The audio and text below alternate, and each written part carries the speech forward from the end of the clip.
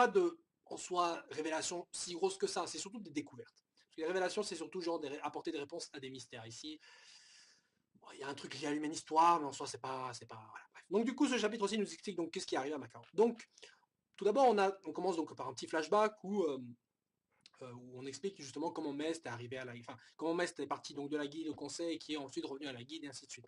Donc on s'en doute bien, en fait, c'est Mest qui, comme un couillon, en fait, va à la, au conseil et puis s'efface sa mémoire. D'ailleurs, encore une fois, je ne comprends toujours pas l'intérêt de ce plan, surtout quand même dans le flashback, on voit que ce plan n'était pas si intéressant que ça et au final n'a rapporté pas grand chose, j'imagine, puisque le mec sait même pas pourquoi il devait s'entretenir avec Makarov.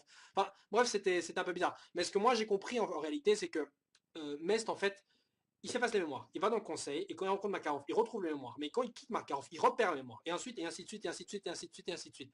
Donc j'imagine que c'est plutôt ça qui s'est passé. Parce que si c'est pas le cas, c'est un plan merdique. Je crois que c'est ça qui s'est passé. Donc c'était un petit point que je voulais élucider, puisque j'en avais déjà parlé avant. Bref.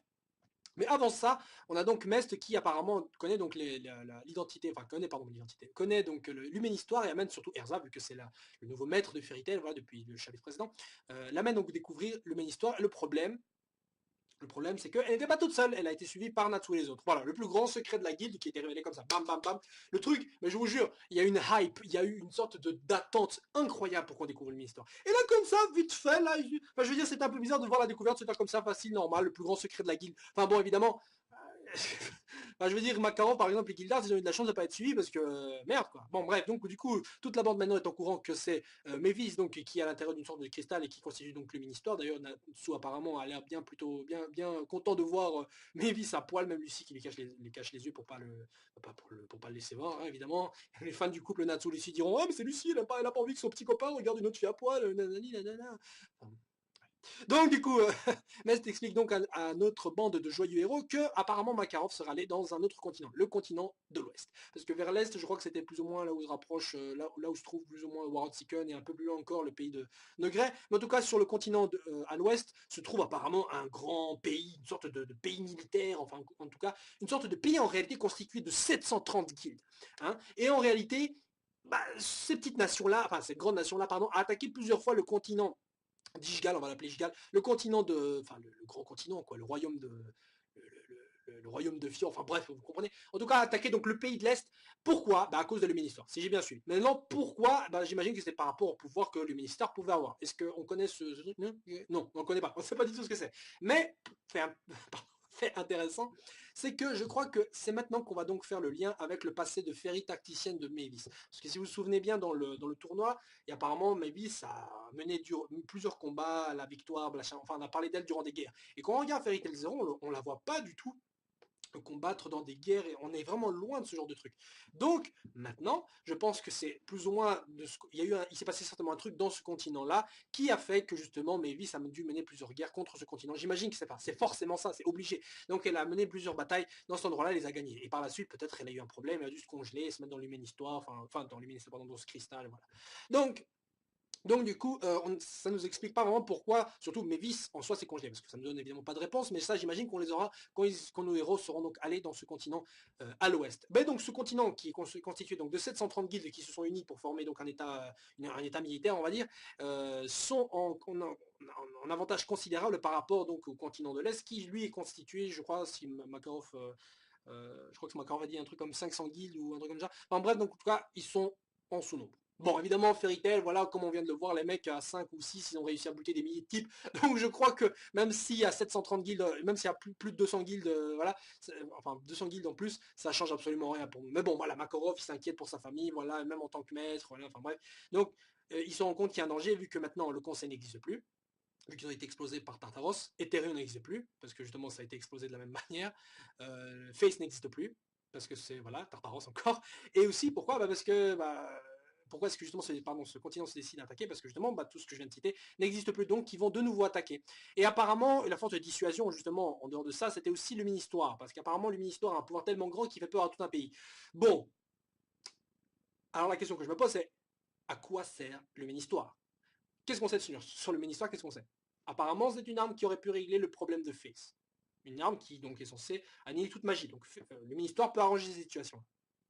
Enfin, pas arranger, pardon, pourrait contrer le problème, parce que après que fait s'était activé, Makarov dit que c'est trop tard, donc le ministère ne peut pas arranger ça. Mais il aurait pu le contrer. C'est apparemment une arme qui pourrait représenter, j'imagine, les ténèbres de Fairy Tail, comme il le dit, mais je vois pas vraiment quoi. Bon, maintenant, si on envisage en tant qu'arme de destruction massive, là, effectivement, ça peut être envisagé en tant en tant que ténèbres, puisque ça peut également être retourné contre les gentils et donc causer la mort de plein de gens et ainsi de suite. Mais selon Mavis, ça représente aussi la lumière de la guilde. Bon, Mavis parle de son cadavre à poil.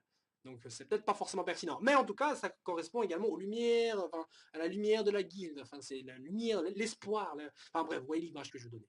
Donc du coup, ça ne donne pas plus d'infos que ça. On sait que c'est un truc apparemment très dangereux.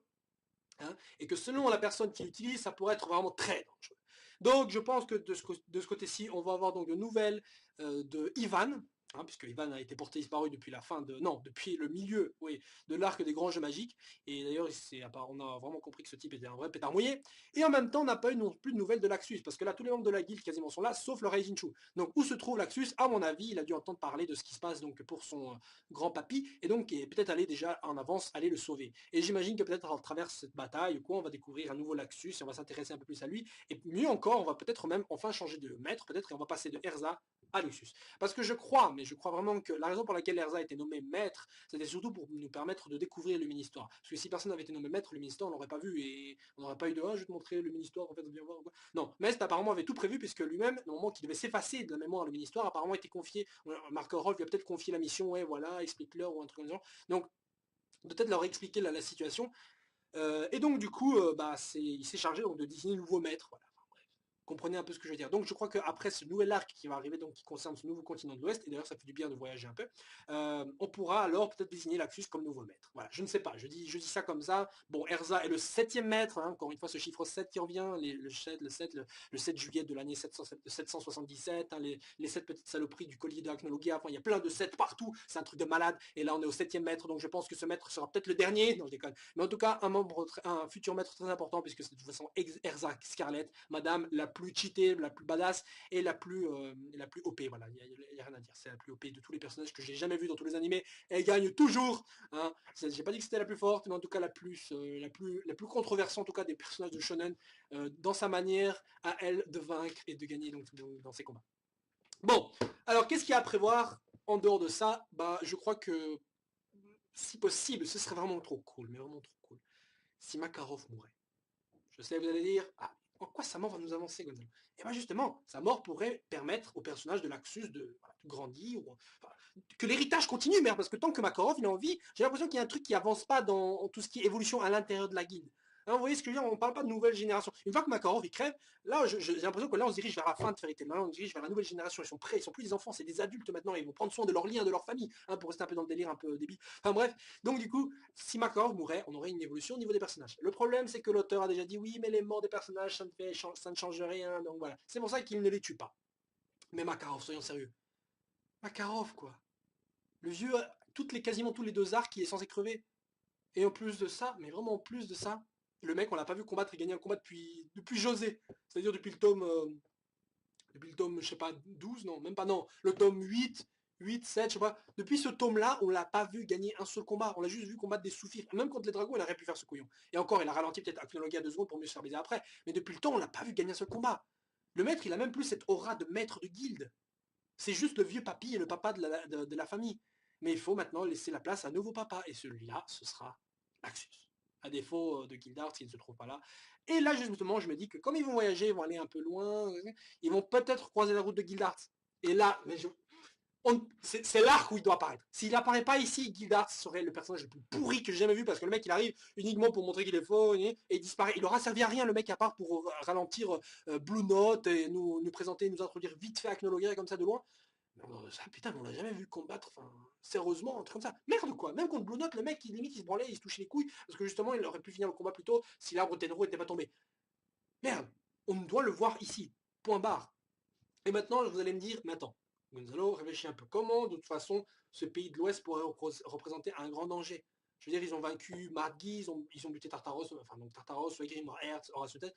Comment tu veux, Gonzalo, et vraiment, comment veux-tu que ces méchants soient plus forts que ce qu'on a vu maintenant, c'est-à-dire les avatars? Et là, j'ai envie de vous dire, que Warren Seacon avait expliqué que partout dans le continent, même un peu plus loin dans les autres pays, dans les autres continents, ouais, il y avait des mages bien plus forts que lui. Bon, c'est vrai que certains vont dire, oui, mais attends, Warren Seacon il dit ça, mais le mec il arrive à créer des arbres qui font plusieurs kilomètres de long, et il a l'air super fort et tout. C'est vrai, mais on peut pas nier le fait qu'il existe forcément des mages dans les autres continents qui sont bien plus forts, des mages qui évidemment ne sont pas connus, par exemple, du monde du conseil. Justement, le conseil élit 10 mages sacrés, mais dans Ishgal. Donc du coup, peut-être dans ce nouveau continent, on aura des mages bien plus forts. Et ça m'étonnerait même pas, parce que de toute façon, c'est un continent, c'est une autre vie, c'est d'autres aventures. Donc du coup, ça n'a aucun rapport avec le continent maintenant. Donc là, s'il y a effectivement des matchs super forts, ce serait pas grave. Parce que nous amener, ce que je veux dire, si nous amener au contraire un personnage mais qui vivait dans le continent vraiment tranquille, qui était super fort, mais on nous ramène comme ça, là ce serait un peu incohérent. Parce que justement ils vivent dans la même zone, donc forcément un mage aussi fort qui peut représenter un tel danger, on en aurait entendu parler de lui. On en aurait forcément entendu parler. Mais si c'est dans un autre continent, là ça va. Là il n'y a pas de problème. Donc je prépare pour les gens qui diront mais attends, comme ce mec qui sort de là, il est super fort, c'est quoi ça, c'est Dragon Ball. Bref, vous comprenez ce que je veux dire. Donc en plus de Gildart, je crois que c'est aussi la bonne occasion de voir peut-être les autres dieux d'Ishgal, parce que là, on en connaît plusieurs, enfin on en connaît plusieurs, non, on en connaît qu'un seul en réalité, qui est donc Warren Seacon.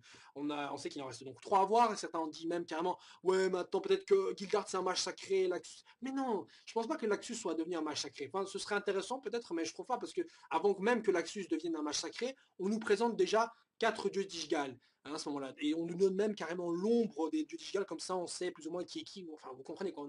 Comme quoi, l'auteur a déjà prévu ces dieux d'Ishgal. Donc je pense pas qu'ils vont être remplacés par d'autres membres. Hein, je pense pas. Maintenant que Laxus devienne, je sais pas, le numéro 7 ou un truc comme ça, pourquoi pas parce que, voilà, non, pourquoi pas. Le problème c'est que s'il faisait partie du membre du conseil, eh ben, je crois qu'on en aurait entendu parler, surtout que bah, surtout que, pardon, Gaji, lui aussi fait partie du conseil. Il a même été enrôlé là-dedans à cause de Warren Seacon, malheureusement, qui lui fait aussi partie du conseil, vu que c'est un match sacré, et que maintenant, les matchs sacrés constituent le membre du conseil. Donc on en a entendu parler. Donc, et Guildart pareil. Donc du coup, je ne pense pas qu'un membre de Fairy Tail soit devenu un match sacré.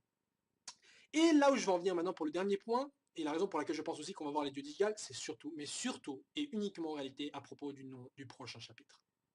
Le prochain chapitre fait référence à une divinité. Le prochain chapitre s'appelle God Serena. Alors God Serena, donc Dieu Serena. Alors je ne sais pas quelle signification a Serena, parce que moi j'imagine que c'est un prénom, mais ça peut être quelque chose. Donc si vous avez des infos sur Serena, une divinité ou un truc comme ça, n'hésitez pas à le mettre dans le commentaire. Mais je crois que c'est plutôt par rapport au Dieu.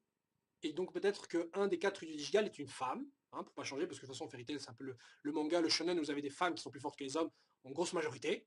Pas uniquement, mais en grande partie oui. Et enfin non, peut-être pas uniquement, c'est vrai, mais il y a en tout cas beaucoup de femmes, autant de femmes en tout cas que de mecs qui sont très forts dans ce manga, mais je crois que donc un des 4 Digigal serait donc une femme, et que le prochain qu'on verra maintenant sera donc Serena. Voilà, le lien est parfait, le conseil, Makarov, les deux Digigal, le continent Gildart, Laxus qui devient maître ou quoi, voilà, tout est prêt. Donc, et j'espère que maintenant ce sera le dernier arc avant la fin du manga. J'espère que cet arc 6 durera 5 ou 6 tomes et sera un peu plus long que la merde qu'on a eu qu'on a eu avec les avatars, parce que là, franchement. Et en plus, il y a 730, 750, enfin plus de 700 guilds, quoi. Il y a de quoi faire au niveau méchant. Bref, donc du coup, je vous retrouve la semaine prochaine pour le prochain chapitre de Fairy Tail. J'espère que vous allez passer une agréable semaine, passer de bons examens pour ceux qui sont non, ou alors une bonne glande si certains glandent. Voilà. Donc sur ce, donnez votre avis sur la vidéo et ciao ciao, à la semaine prochaine. Zoup.